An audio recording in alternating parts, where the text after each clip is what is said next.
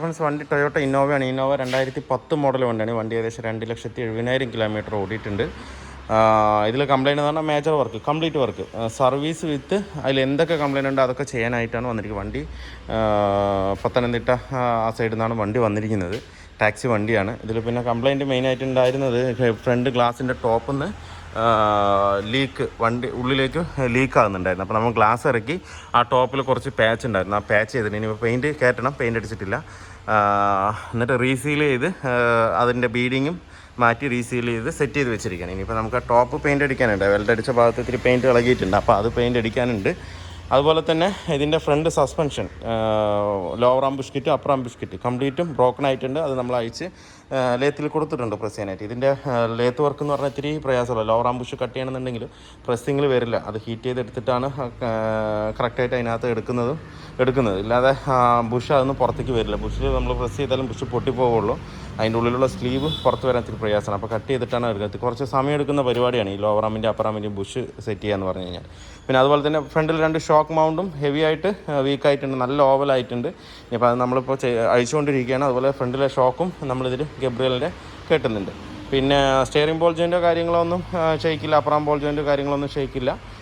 Front suspension complete ആയിട്ട് നമുക്കിതിനകത്ത് work ചെയ്യണം. എന്ന് വെച്ചാൽ വണ്ടി റൺ ചെയ്യുമ്പോൾ തന്നെ ഒരു കുറുക്കുന്നൊരു സൗണ്ടും ഇതിനകത്ത് വരുന്നുണ്ട്. അത് മെയിനായിട്ട് ആ ഒരു പോർഷൻ എന്നാണ് വരുന്നത്. പിന്നെ ഫ്രണ്ടിൽ നിന്ന് ചെറിയൊരു സൗണ്ട് ഉണ്ടായിരുന്നു. അത് നമ്മൾ ഈ കൺസോൾ അഴിച്ചപ്പോൾ ഈ ഇവിടെ ടോപ്പിൻ്റെ അവിടെ ഗ്ലാസിൻ്റെ അവിടെ മണ്ണ് കയറിയിട്ടുണ്ട്. അത് നമ്മൾ പക്കയായിട്ട് ഇതിനകത്ത് ക്ലീൻ ചെയ്തിരിക്കും. അപ്പോൾ നമുക്ക് വന്ന വണ്ടികളെല്ലാം മേജർ വർക്കാണ്. മേജർ വർക്ക് എന്ന് പറഞ്ഞു കഴിഞ്ഞാൽ ഫുൾ വർക്ക്.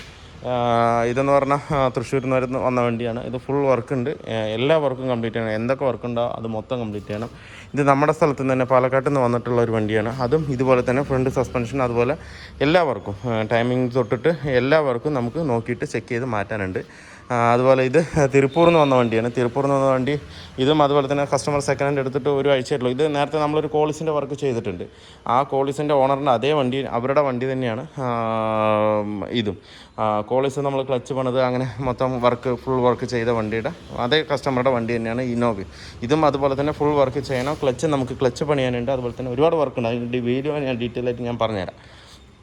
അപ്പോൾ ഇതിൽ വേറൊരു മെയിൻ കംപ്ലയിൻ്റ് എന്ന് പറഞ്ഞു കഴിഞ്ഞാൽ ഓയിൽ ലീക്ക് ആകുന്നുണ്ട്. ഹെവി ആയിട്ട് ഓയിൽ ഈ ഭാഗത്ത് നല്ലവണ്ണം ലീക്ക് ആകുന്നുണ്ട്. അത് നോക്കുമ്പം അതിൻ്റെ ക്യാമോൾ സീലാണ് ലീക്ക്. വാൾക്കോർ പാക്കിംഗ് ലീക്ക് ഉണ്ട്.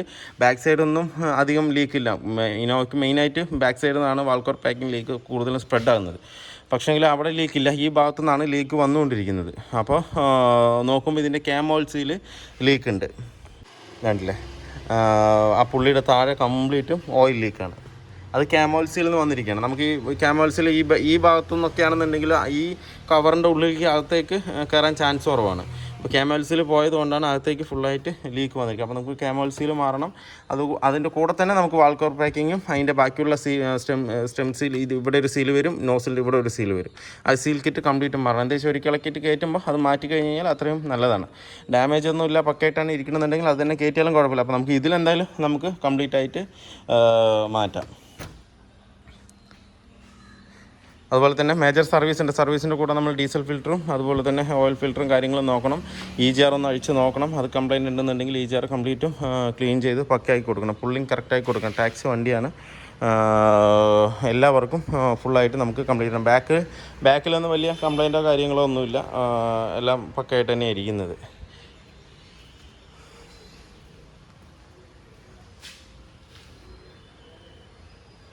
പിന്നെ വേറൊരു കംപ്ലയിൻ്റ് എന്ന് പറഞ്ഞു കഴിഞ്ഞാൽ കസ്റ്റമർ പറഞ്ഞത് ഔട്ട്സൈഡ് സ്മെല്ല് ഉള്ളിലേക്ക് വരുന്നുണ്ട് എന്നുള്ള കംപ്ലയിൻറ്റ് പറഞ്ഞിട്ടുണ്ടായിരുന്നു. അപ്പോൾ അത് നമുക്ക് ഡാഷ്ബോർഡ് ഒന്ന് ഇളക്കിയിട്ട് ഞാൻ നേരത്തെ ഒരു വീഡിയോയിൽ കാണിച്ച പോലെ സ്പോഞ്ച് ഇട്ടിട്ട് കറക്റ്റായി സെറ്റ് ചെയ്ത് കൊടുക്കുക. ആ സമയത്ത് നമ്മൾ ഇത് ഔട്ട്സൈഡ് സ്മെല്ല് എന്ന് പറഞ്ഞാൽ ഈ ഇൻ ഔട്ട് മോഡിൻ്റെ ഇടയിൽ കിടന്നിട്ട് ആ സ്പോഞ്ച് പോയിട്ടാണ് വെളിയിലുള്ള സ്മെല്ല് കംപ്ലീറ്റും അകത്തേക്ക് വരുന്നത്. അപ്പോൾ അത് നമ്മൾ അഴിച്ചിട്ട് ഫുള്ള് ഡാഷ്ബോർഡ് അഴിച്ചിട്ട് ഫുള്ള് റീസീൽ ചെയ്ത് പക്കയായിട്ട് കയറ്റാം. അപ്പോൾ ആ ഒരു പ്രശ്നം ഉണ്ടായില്ല. ഇതും രജിസ്ട്രേഷൻ വണ്ടി തന്നെയാണ്. അപ്പോൾ ടൈമിങ് കസ്റ്റമർ പറഞ്ഞ് അഴിച്ച് നോക്കിയപ്പോൾ അതിലിരിക്കുന്ന ബെൽറ്റ് എന്ന് പറഞ്ഞു കഴിഞ്ഞാൽ കോണ്ടിനെൻ്റലിൻ്റെ ബെൽറ്റാണ് ഇരിക്കുന്നത്. ഓടായിക്കൊന്നുമില്ല. ഇപ്പോൾ കുറേ ആൾക്കാർ ചോദിക്കുന്നുണ്ട്, നിങ്ങൾ പെണ്ണറിൻ്റെ ബെൽറ്റ് ഇടുമ്പോൾ എന്താ വേണ്ടാന്ന് പറയുന്നത്, അങ്ങനെ ചോദിക്കുന്നുണ്ട്. പക്ഷേ വിശ്വസിച്ച് ഓടാൻ കഴിയില്ല, അത് ഉറപ്പാണ്. അത് ഞാൻ ഗ്യാരണ്ടി തരാം. ചിലപ്പോൾ ഇട്ടതിനൊരു 10-30,000 കിലോമീറ്റർ 40,000 കിലോമീറ്റർ വരെ ഒന്നും സംഭവിക്കില്ല. എന്താ വെച്ചാൽ അനുഭവം ഉള്ളതുകൊണ്ടാണ് പറയുന്നത്. കോണ്ടിനെൻ്റൽ ബെൽറ്റ് നല്ലതല്ല എന്നല്ല, ഇടാം, കുഴപ്പമൊന്നുമില്ല. ഒരു 50,000 അല്ലെങ്കിൽ ഒരു 60,000 മാറ്റുകയാണെന്നുണ്ടെങ്കിൽ ഇടാം. അതല്ല ഇനിയിപ്പോൾ ലൈറ്റ് വന്നിട്ട് 1.5 ലക്ഷം കിലോമീറ്റർ ലൈറ്റ് വന്നിട്ട് മാറ്റുള്ളൂ എന്നുണ്ടെങ്കിൽ ദയവ് ചെയ്ത് ഇടരുതെന്ന് ഞാൻ പറയുള്ളൂ. എന്താ വെച്ച് കഴിഞ്ഞാൽ നമുക്ക് അനുഭവം ഉള്ളതുകൊണ്ട് പറയാമെന്നാണ്. ഇപ്പോഴല്ല, പണ്ട് മുതലേ നമുക്ക് അനുഭവമുണ്ട് ഇതിനെ കുറിച്ചിട്ട്. മെയിനായിട്ട് കോളിസിന് പെട്ടെന്ന് പൊട്ടിപ്പോകാൻ ചാൻസ്. ലോക്കൽ ബെൽറ്റ് ഇട്ട് കഴിഞ്ഞാൽ അതിൻ്റെ ടീത്ത് മാത്രം ഇളകി മാറും. ബെൽറ്റ് പൊട്ടില്ല, ടീത്ത് മാത്രം ഇളകി മാറിയിട്ട് ആകെ ടൈം മൊത്തം മാറി കട വിടാനായി കഴിഞ്ഞാൽ പിന്നെ എഞ്ചിൻ പണി എടുക്കേണ്ടി വരും, ആകെ ബുദ്ധിമുട്ടാവും. അപ്പോൾ അത് വേണ്ട. അത് നമുക്കിപ്പോൾ കണ്ണുകൊണ്ട് കാണുമ്പോൾ അത് അപ്പം തന്നെ മാറ്റി വിട്ട് കഴിഞ്ഞ് കഴിഞ്ഞാൽ വേറെ പ്രശ്നമൊന്നും അതിനകത്ത് ഉണ്ടാവില്ല. അപ്പോൾ നമുക്ക് ഇതിൻ്റെ ടൈമിംഗ് ബെൽറ്റും ബാക്കിയുള്ള വർക്കുകളൊക്കെ എല്ലാം കംപ്ലീറ്റ് ചെയ്യാം. നമ്മൾ ഇന്നോവയുടെ സെൻട്രൽ കൺസോളിൻ്റെ ഡാഷ്ബോർഡിൻ്റെ ടോപ്പ് അഴിച്ചിട്ടുണ്ട്. ഇതാണ്ടില്ലേ, ഇതാണ് കംപ്ലയിൻറ്റ്. നേരത്തെ ഒരു വീഡിയോയിൽ കാണിച്ചു തന്നില്ലേ, അതേ കംപ്ലയിൻറ്റ് തന്നെ ഇതിനും അല്ലേ.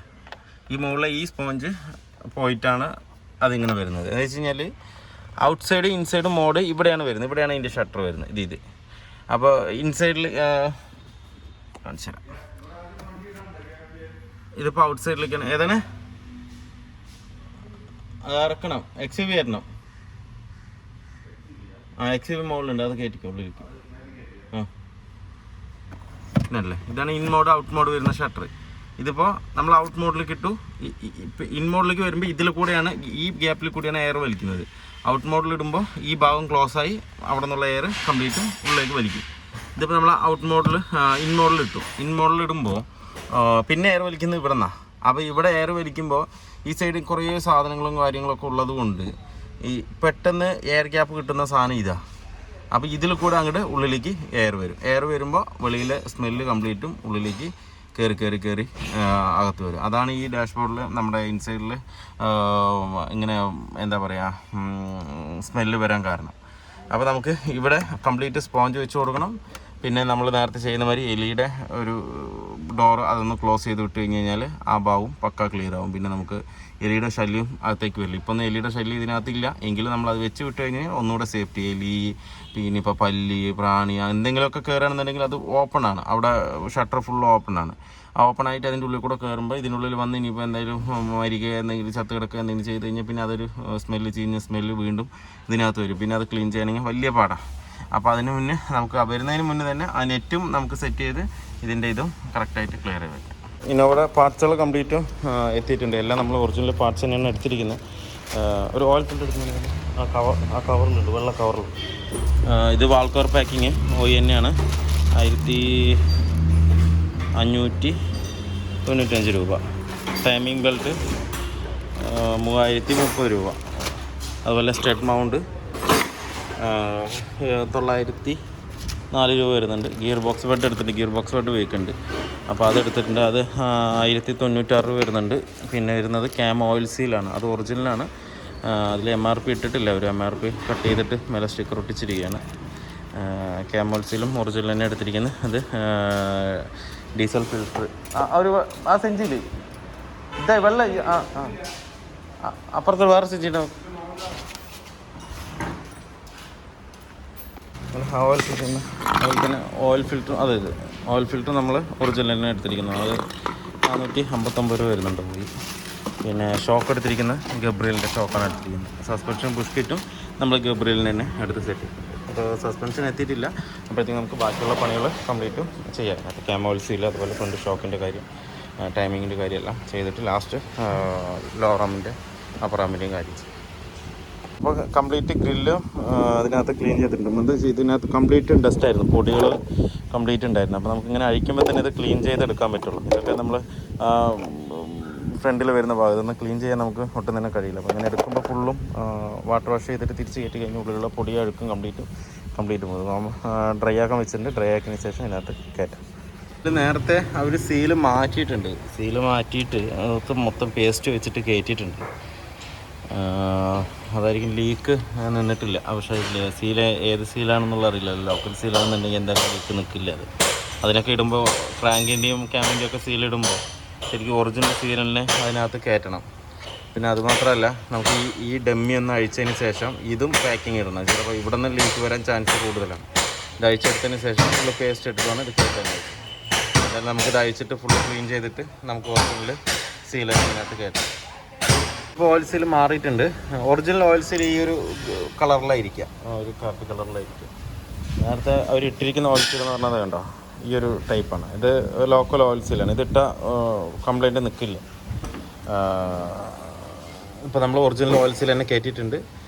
ഡമ്മി ഒന്നെടുത്ത് ഇതാക്കിയിട്ട് ഈ ഡമ്മി നമ്മൾ റീസീൽ ചെയ്യണം. എന്നിട്ട് നമുക്ക് വാൾ കവർ പാക്കിങ്ങും കറക്റ്റാക്കാം. ഈ സീലിട്ട് കഴിഞ്ഞാൽ പിന്നെ ഭാഗത്തൊന്നും നോക്കണ്ട. അപ്പോൾ അത്യാവശ്യം ലീക്ക് നമ്മൾ തുടച്ചെടുത്തിട്ടുണ്ട്. ഇനി കവർ കയറ്റിയിട്ട് ഒന്നുകൂടെ വാട്ടർ വാഷ് ചെയ്യുമ്പോൾ കംപ്ലീറ്റും പൊക്കോളം അവിടെ. ശരി, ഡമ്മി അയക്കും ചെയ്യില്ല. ഡമ്മിക്ക് ഇതാണ്. ഇപ്പോൾ നമ്മൾ ഫുള്ള് സ്പോഞ്ച് ചെയ്തിട്ടുണ്ട്.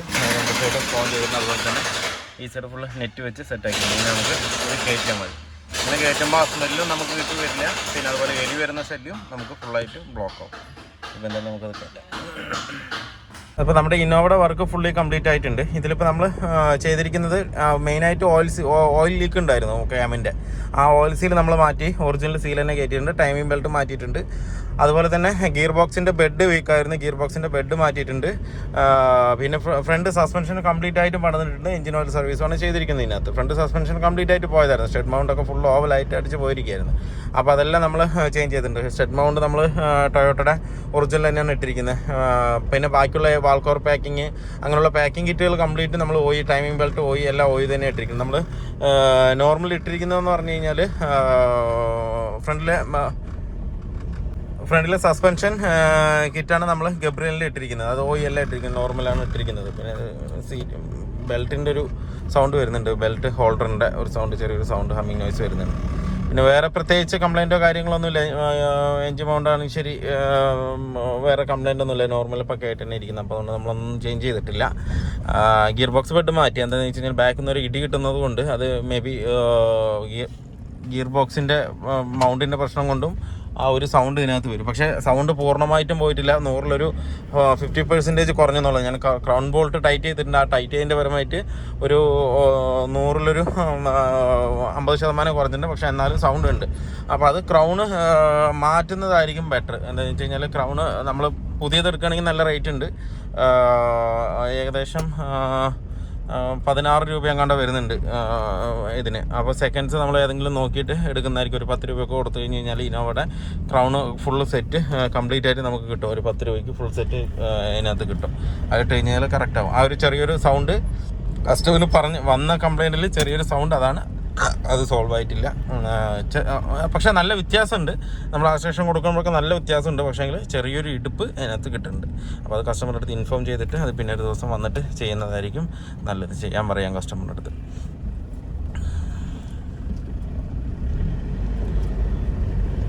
ബാക്കി ക്ലച്ചിൻ്റെ ഭാഗമാണെന്നുണ്ടെങ്കിലും വേറെ എല്ലാ പാർട്ടുകളും പക്ക ഫ്രീ ആണ്, സ്മൂത്ത് തന്നെയാണ്. വണ്ടി നീറ്റായിട്ട് കൊണ്ടു നടക്കുന്ന കസ്റ്റമർ തന്നെയാണ്. ടാക്സി വണ്ടിയാണെന്നുണ്ടെങ്കിലും അത്യാവശ്യം വർക്കുകളെല്ലാം ചെയ്ത് വൃത്തിക്ക് കൊണ്ടു നടക്കുന്നത്. പിന്നെ നമുക്ക് മെയിനായിട്ട് മെയിൻ ഗ്ലാസ്സിൽ വെള്ളത്തിൻ്റെ ലീക്ക് ഉണ്ടായിരുന്നു. അപ്പോൾ അത് നമ്മൾ ഇതിനകത്ത് ക്ലിയർ ചെയ്തിട്ടുണ്ട്. ക്ലിയർ ചെയ്ത് പറഞ്ഞാൽ ഗ്ലാസ് ഇറക്കിയപ്പോൾ മുകളിൽ ടോപ്പിൽ ചെറിയൊരു വെൽഡിങ്ങിൻ്റെ കംപ്ലയിൻറ്റ് ഉണ്ടായിരുന്നു. വെൽഡിങ് ചെയ്യേണ്ടതായിട്ട് വന്നു. അത് ചെയ്ത് പെയിൻറ്റിങ് ചെയ്തിട്ടാണ് പിന്നെ കയറ്റി റീപേസ്റ്റൊക്കെ ചെയ്ത് കറക്റ്റായിട്ട് കയറ്റിയിട്ടുണ്ട്.